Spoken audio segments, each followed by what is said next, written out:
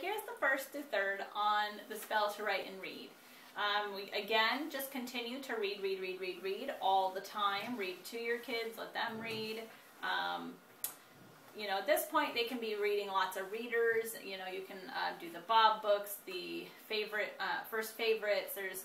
But you can also go to the library and they have them labeled in colors, and just, you know, if you're not sure, ask, and they have it, you know, they can tell you, or they even have a little piece of paper that tells you, you know, I don't know what colors it is, but, you know, blue is level 1, red is level 2.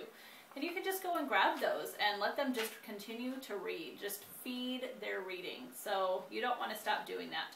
Again, keep up with the 1-week library visits.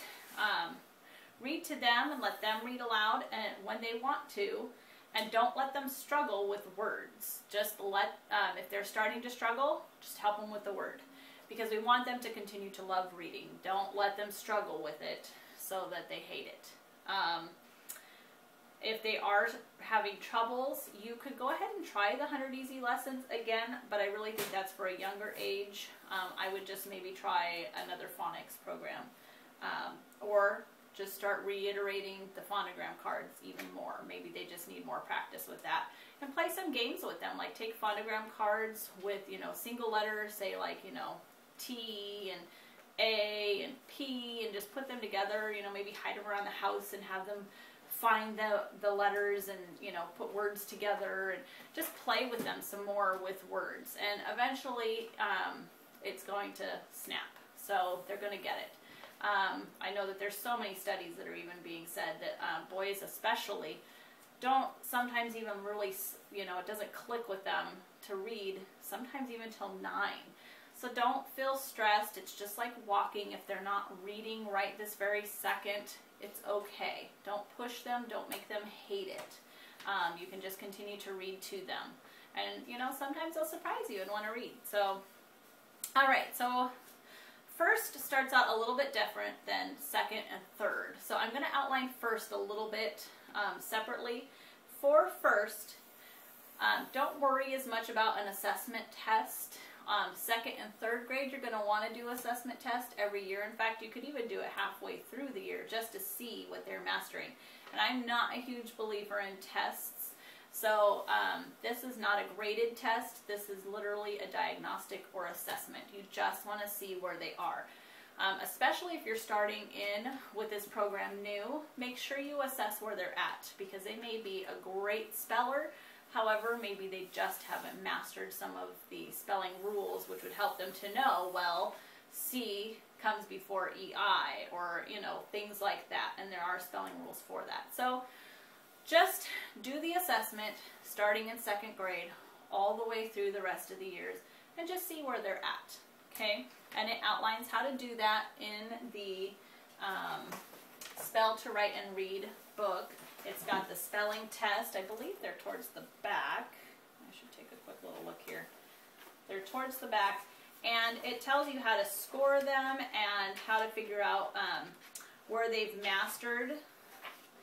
So just go ahead and take a look at that. Get them, do all 50 of the words. You'll see Diagnostic Test 8. There's all 50 words. Let them struggle through the more difficult ones. It starts out really easy with run, and it ends with proficiency.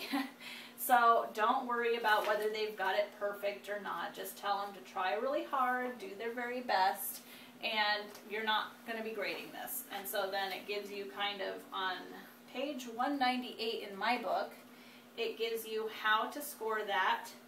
And, you know, if they miss, say, number 10, but then they don't miss another one, say, until number 22, they tell you you can go ahead and just count number 22, especially if they've got 22, 23, 24, 25, and they're just starting to get them wrong at that point. That really tells you that number 10, they just made a simple little mistake. That's not really necessarily their mastery level. So you can give them some grace there, and that is totally fine. The Censari police are not going to come and get you. So just go ahead and do that. But in 1st grade, just start them on list A. Very simple. Even if you did some of it with them through kindergarten, it does them good to review it, and you can just go ahead and start from there.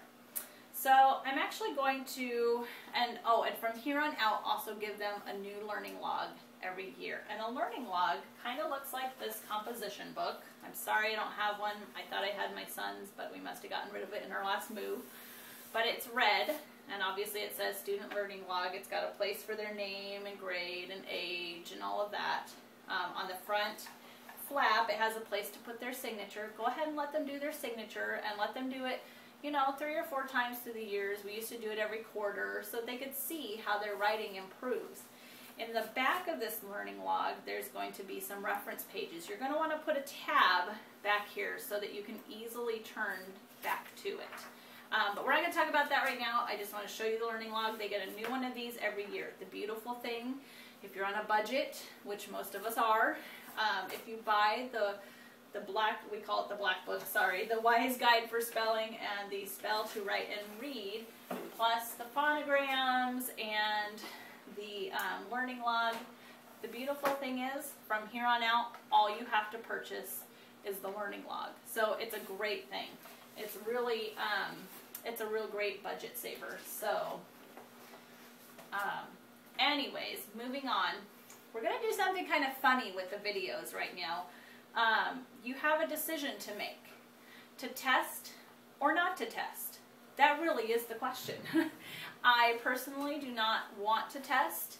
As I was teaching through the years, all I found was that, you know, I'd have parents that would come to me the day of the test and say, oh, my child aced all the words last night. They should ace their test, only to fail. So I thought about it, and I just thought, you know, this isn't necessarily showing me anything. I personally also did terrible on tests when I was younger. I just didn't do well. I always clammed up and just didn't do good. And so to me, it's, if we're trying to make them used to testing, I think you would be better served to get like some little pretend tests of the CAT test or SAT test. There's so many test books out there on how to help your child do testing well.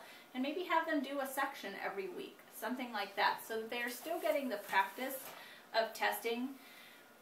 But for me, this kind of a test isn't necessarily telling us what they know how to do. I prefer to do a few words a day and then go ahead and let my son play on spellingcity.com, which is www.spellingcity.com, no spaces.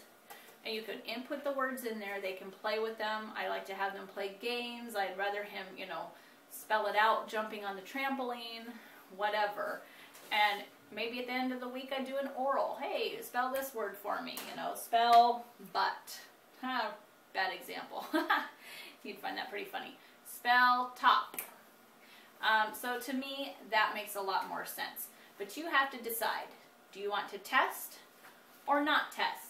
So what we're going to do with this video is we're going to kind of do like those old books when you would read, and if you wanted to do, you know, if you wanted to make Johnny jump off of the cliff, turn to page 98. And if you wanted to make Johnny attack his enemy, turn to page 76. We're going to kind of do that.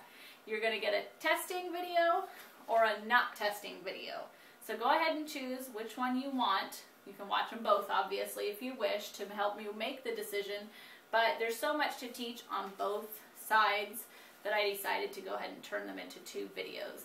And then I will actually have a video after that, which will finish off our spelling for 1st through 3rd grade. So, I'll see you in a few minutes. Make your decision and make a wise choice.